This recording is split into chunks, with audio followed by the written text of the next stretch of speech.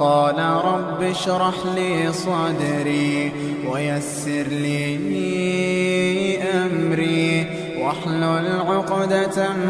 من لساني يفقه قولي واجعل لي وزيرا من أهلي هارون أخي اشدد به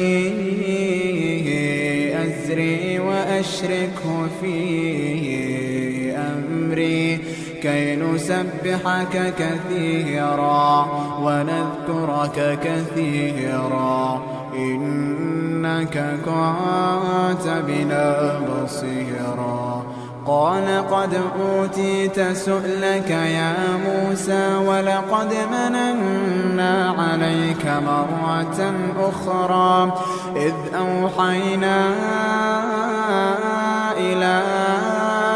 أمك ما